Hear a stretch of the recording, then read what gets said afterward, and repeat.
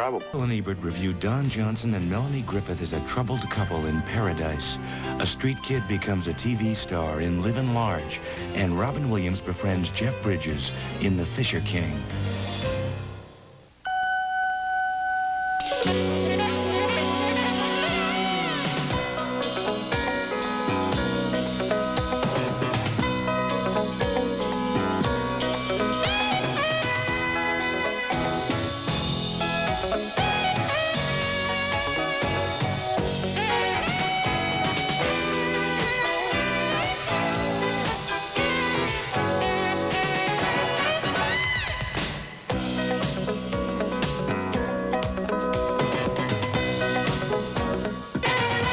Can't make up my mind. Are you sick of me? Or are you just dead inside? Don't walk away, Lily. A young boy spends a summer in the country and does a little growing up in Paradise, one of the new movies we're going to be reviewing this week on Siskel and Ebert. And we'll also have a special report from the Toronto Film Festival, which marks the kickoff of the autumn good movie season. I'm Roger Ebert of the Chicago Sun-Times. And I'm Gene Siskel of the Chicago Tribune. Our first film is called Paradise, the name of a small rural town where a couple's pain over losing a child is transformed by a summertime visit of another child, a shy, bright boy who is the son of the woman's girlfriend. Melanie Griffith and Don Johnson play the couple, and it takes a full 50 minutes on the screen in this drawn-out movie before they acknowledge their son's death. Meanwhile, they just fight over things like church attendance. Why are you buying this sanctimonious crap? Because it comforts me. Well, there's more to life than being comforted. Like what? Living. Later, Don Johnson, in the inevitable rage scene, gets drunk and tears into his wife, who can't seem to let go of their child's accidental death.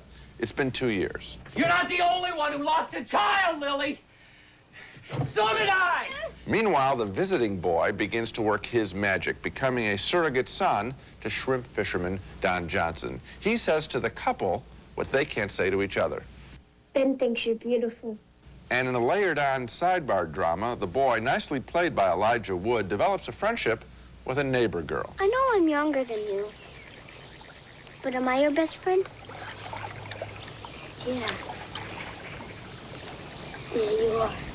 And it will turn out that she has family problems of her own. It's all laid on a little thick in Paradise. The situation of the story is, of course, poignant. Losing a child is one of the most cruel fates that anyone can suffer. But we're reviewing the movie, not the problem.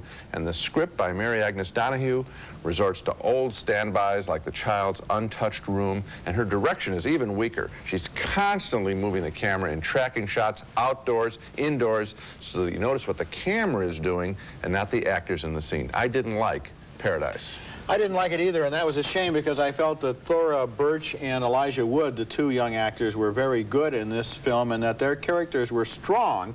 And if the movie had been told essentially about them, with all of the adult players having basically background roles, then we could have seen through their eyes these problems that, on the other hand, in this screenplay are all spelled out in enormous detail. Another thing I didn't like about the movie, every single time that any theme, subject, or prop was introduced, it had to pay off. When you see that tower, I would have bet you $100 what was going to happen on top of that tower, and it happened exactly the way I knew it would. And the music is really overscored. If the scene is really dramatic, you don't need this much music. And there's a missing scene here, too. Why not have the parents who've lost their child talk about the child? It's just like lost child, introduced, now we can run and tell our story. They don't show what went on there. Solution of problem without remembering problem. Yes. For that matter, you have at least one unfaithful parent too many, and we only have 2 kids in this film.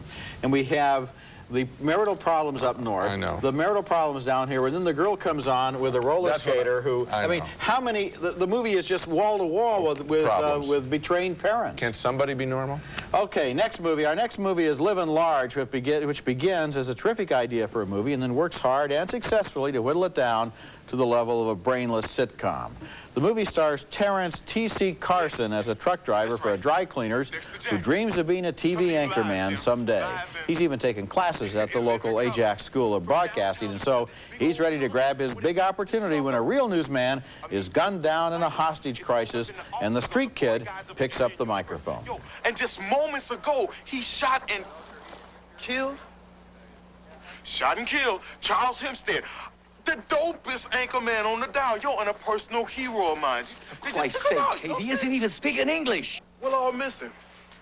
The sniper didn't, but we will. Before long, though, success corrupts the new reporter who falls for the seductive strategies of the station's sexy weather reporter. Missy, what are you doing here? Anything you want, sexy Dexy. Sexy Dexy, my ass! I'm gonna kill her! The selling out process continues as the station's program director, played by Blanche Baker, tries to get her new star to look more like a TV news clone.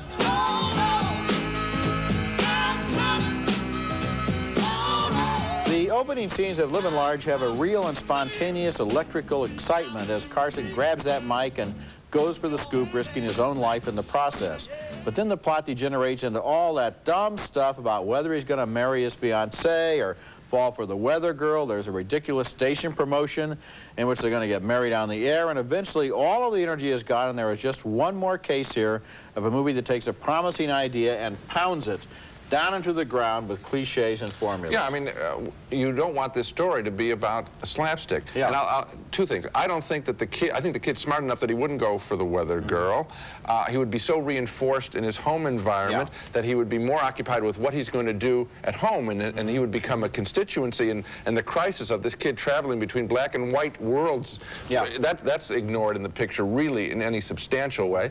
The other thing is the news producer that seizes on him and wants to promote him, she's obviously smart. She wouldn't want to transform this guy into a clone. She'd be much more clever than that. Why don't they write a picture like this at the top of their heads instead of at the bottom level? This movie and some other movies I've seen recently have given me the feeling occasionally of watching the screen and seeing the character do something he wouldn't do except the screenplay makes him do it. You can see the story conference right there on the screen as people cheap it down and dumb it down and translate it from what is real and vital material into something that maybe executives or somebody else can understand as having been done 1,000 times before. They make them dumb because they're easier to move around the story. An intelligent character, you have to think what they might do, and you have to be inventive. Coming up later in the show, a special report from the recently concluded Toronto Film Festival, what's hot and what's not for the fall and winter. But coming up next, The Fisher King, a dramatic comedy about a street person and a suicidal man featuring Robin Williams and Jeff Bridges. I love this guy!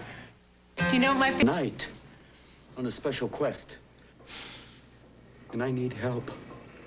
That's Robin Williams in The Fisher King, a homeless man in New York who sees himself as a messenger of God and whose fantasies become intertwined with a despondent, cynical talk show disc jockey played by Jeff Bridges. Bridges leaves his job, wanders the streets of New York himself, and bumps into Williams, who does his quirky comic thing. You should hang around this neighborhood! I was just leaving. Hold, varlet, or feel the sting of my shaft! In the name of Blanche de Fleur, unhand that errant knight! Come on, go for it! They can't do nothing! Nothing! Gentlemen! I like New York in June! While Williams charms Bridges, Bridges tries to help Williams meet the girl of his dreams, that he's too shy to confront himself. Oh, she loves dumplings. That's the Wednesday ritual. Oh, it's so sweet. Oh, she does that every time. We've seen a lot of these same moves from Robin Williams before. Now, when Jeff Bridges does find his way home, his girlfriend, Mercedes Rule, is upset he's been spending too much time with a guy she assumes is a lunatic. All right, I'm sorry. I feel indebted to the guy, okay? All of the relationships improve as the film progresses, of course, and in a needlessly tacked-on sequence, Williams and Bridges join forces to capture from a fortress-like home a goblet that Williams is convinced is the Holy Grail. There is no Holy Grail. Oh, Jack, ye of little faith. Jack, there has to be a grail. What were the Crusades, a Pope's publicity stunt? By now, I think Robin Williams is more effective on screen when he's quiet than when he's spritzing comedy. The relationship between Bridges and his girlfriend isn't that appealing. And that final caper really gilds the lily in this picture. I would have liked this film a whole lot more if director Terry Gilliam, one of our most ambitious filmmakers, had dialed down a bit, dialed down his own reach a bit, and told a story with fewer fantasy characters, fewer fantasy sequences of knights on horseback running through the streets of New York, and more scenes of tenderness and heart. There's a lot to like and dislike in The Fisher King. Well, I did like the relationship between Bridges and his girlfriend. Mercedes Ruehl, I think, is an interesting performer, and I always enjoy seeing her on the movies. stage. But boy, you're right about this film. It's almost as if Terry Gilliam is working on 2 screenplays at the same time, and when he's asked to make a movie, he says, well, maybe I'll just put the best parts of both of them together here, because there is too much in this movie, and most of it is only in order to maybe work for a second, or work for a gag, or work for a quick payoff, with no notion at all of the big plan. For example, the whole business of the Holy Grail is a complete red herring. Utterly unnecessary. They had an ending there that would have been sweet. Sure. And they add this caper on. Terry Gilliam has made pictures. Some people like them. They have been rejected by the public, I think, and rejected by you and me, and I think it's because it's overstuffed. There is so much stuff here that you want to say. Figure out the movie you want to make. Figure out what you want to say about these characters. Figure out, is it going to be realistic? Is it going to be a fantasy? Is it going to be a comedy? Is it going to be a romance? How many characters are you going to have? How much time can you allow them to spend screaming at the top of their lungs at each other with these deathless proclamations of everything they believe in? Everything's at the top pitch here until you just want to shield yourself from this onslaught from the screen. That was our reaction to Baron Munchausen and Brazil. And here it is again. Okay, when we come back, Sean Penn's debut as a director in The Indian Runner. I'm an Indian runner. I'm a message. And there's hell. There's heroes and outlaws. Which one are you? 2 brothers taking different paths in life in The Indian Runner, a new film directed and written by Sean Penn. One of the brothers is a policeman played by David Morse as the good son of the family, law-abiding and responsible. The other is a violent drifter played by Viggo Mortensen. With your record, you could do a year on this. What can I say? I f***ed up. I get in a violent way. Look around the room. I want to bust it all to hell. I see a guy like that. I don't want him to look at me cross-eyed. I want that excuse to do him. One of the real surprises of the movie is the powerful and subtle dramatic performance by Charles Bronson. After a string of disappointing action pictures, here he is as the father of the 2 boys in a completely convincing portrayal. Where is he? Columbus. Now, he didn't send a card, but a girl named Dorothy. Dear Mr. and Mrs. Roberts, Frank hit me. My daddy said he had to go to jail. But don't worry, because I'm here to take care of him. There have been a lot of movies about the good brother and the bad brother, and what sets The Indian Runner apart, I think, is its focus. The bad brother isn't the hero here or even the anti-hero. He's essentially just a problem that cannot solve itself. And the real dramatic focus of the movie is whether or not the policeman will continue to enable his brother's bad behavior by bailing him out and taking him in every time he screws up. The movie was written and directed by Sean Penn, one of the best actors in American movies, and he's announced that he plans to direct only from now on and not act anymore. Well, I hope that's not true. His acting is too valuable to lose, but on the basis of The Indian Runner, he does have the stuff to be a strong and true director. Yeah, I have both sentiments, I'm sure he'll act again, and I look forward to it. I think it's a good picture in the way. It's a little overstuffed, but the easiest way that I could print out for myself that I was captivated by this film is there's a concluding sequence in the bar with the brother, and there was a lot of attention there inside me of whether or not he was going to be able to stop his streak of bad behavior. And you and I have seen 1,000 bar fights and 1,000 people with problems in bars, and they get to be rather boring. Here, I was rooting for this guy to heal himself some way, and that's when I knew I liked the picture. And you can view this as 2 sides of one personality, a caring part of yourself and a part that gets into trouble and can't control it. And so it's a fascinating study. I'm sure people are going to read this as 2 sides of Sean Penn's life, and I think it's really a good picture. Maybe it is 2 parts of Sean Penn's life. I don't know, but what he does here in this screenplay is something that a lot of much more experienced screenwriters wouldn't do. He doesn't make the bad brother into the James Dean rebel. He doesn't make the good brother into the savior. He says, the movie is not about the brothers, the movie is about the problem. And that's like lesson one in a good screenplay is concentrate on the problem and let it try to resolve itself instead of saying, well, this brother has to act this way, this one has to act this way. That's why our attention is so riveted all the way through.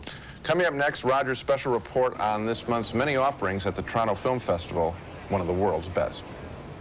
Academy Award-winning films are released every year, and the autumn movie season is kicked off annually by 3 major North American film festivals in Montreal, Telluride, and Toronto, followed a few weeks later by the events in New York and Chicago. This year I went up to Toronto, which claims to be the #1 movie-going city in North America on a per capita basis, to visit a festival the whole city seems to turn out for. For 10 days every September, Toronto is literally the movie capital of North America. More than 200,000 people see close to 300 movies, big and small. Screenings are held all over town all day long in nearly a dozen theaters, and the Toronto crowds are prepared to line up for almost anything, even the most obscure documentary. But of course, the biggest crowds are here every night at the Elgin Theater for the 2 nightly galas. Hey, we're going to be late now. Tonight they waited for a glimpse at Don Johnson in the premiere of Paradise, in which he stars with his wife Melanie Griffith. 2 hours later, River Phoenix was skirting cameras to attend the screening of My Own Private Idaho, his second leading role released on The Tale of Dogfight. Well, you know, normal, like a mom and a dad and a dog and that, normal. This dark and yet comic movie was about a friendship between 2 male prostitutes. It starred Phoenix with Keanu Reeves and is the kind of project that will bring this reclusive young actor out on the festival circuit and in front of a TV camera. It's nice seeing people come together and check out all the new happening things. And it certainly does good for, you know, these films that would otherwise, you know, be left to the wayside because they're not accessible in a broad sense, you know. Don Johnson, on the other hand, is a veteran of the publicity tours. Is it a festival for you? Oh, yeah. Yeah. Listen, any actor that says that he doesn't enjoy the adulation and the recognition of his work is full of beans. A lot of other big and small autumn movies had long lines circling the block all over Toronto. Jodie Foster brought her first directorial effort, Little Man Tate. The best thing that ever happened to me. The Fisher King with Robin Williams and Jeff Bridges played to packed houses. Laura Dern's great performance in Rambling Rose was well received. And Peter Greenaway, who's the cook, the thief, his wife, and her lover shocked a lot of moviegoers last year, was back with another unusual film, Prospero's Book, starring John Gielgud. It wouldn't be a movie festival without at least one film that people seem to like and hate in equal numbers, and this year, that movie was The Rapture, starring Mimi Rogers as a woman who literally pushes God right to the brink. If you listen, if you pray for it, there's going to be a warning. The man who founded this festival 16 years ago told me why Toronto has become a testing ground for big fall releases. The one thing that really distinguishes this festival from, say, the Cannes Film Festival, this one is designed for people. This one is designed for the people that come and watch films, people who love films. And because Toronto draws all the heavy hitters from Hollywood, it's become a great place to launch small movies whose creators don't know exactly what to expect. Janice Lumman and Adrian Mitchell are the co-producers and directors of Talk 16, a documentary that had festival audiences standing up and cheering. It follows 5 very different teenagers through one of the hardest years of any girl's life, the 16th year. If I'm attracted to someone sexually, I'll let them know. The women who made Talk 16 at first just hoped it would be able to play at the festival. But now they've sold the Canadian rights and they're negotiating with a couple of companies who want to distribute the film in America. We weren't expecting people coming up and saying, hey, we love your film and we want to buy it, we're interested in it, and we love the girls, you know, what are their phone numbers? It's been amazing. Documentaries don't often make very much money at the box office, but I think Talk 16 could be this year's Roger and Me. Coming up next, our video pick of the week, a film that Roger and I disagreed about mightily when it was released in theaters earlier this year. release of The Doors gives me one more chance to recommend Oliver Stone's film about the 60s musical group and its magnetic leader, Jim Morrison. Val Kilmer gives a mesmerizing performance as Morrison, who viewed himself as infused with an Indian spirit as he led a tribal rebellion against complacency in the Vietnam-era America. Val Kilmer couldn't have been better. I sure hope he is remembered at Oscar time next year. The evocation of the 60s by Oliver Stone is on target, warts and all. You know, I think sometimes people stay away from a picture like this in theaters because they're afraid they're going to have to deal with the rowdy rock music crowd. Well, The Doors is available now on tape and disc, and you don't need a metal detector in your own home to watch it, which I strongly recommend you do. Now let's recap the movies we reviewed on this show. 2 thumbs down for Paradise, a TV problem of the week style picture with Don Johnson and Melanie Griffith mourning the loss of a child. 2 more thumbs down for the inept comedy Living Large, about a young black man from the streets trying to become a TV anchorman. And 2 more thumbs down for The Fisher King, the overblown comic drama about a street person and a despondent radio talk show host. 2 thumbs up, however, for The Indian Runner, Sean Penn's impressive directing debut about troubled brothers. It's a very good movie. That's it for this week. Next week we'll be back with reviews of new movies, including Deceived, starring Goldie Hawn as a woman making some shocking discoveries about her late husband, and My Own Private Idaho, starring River Phoenix and Keanu Reeves as drifters and friends. That's next week, and until then, the balcony is closed.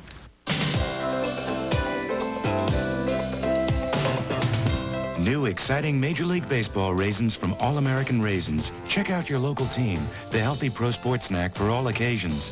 Ruffy SureSack trash bags carry heavy loads and cost less. SureSack, the best value you'll ever throw away.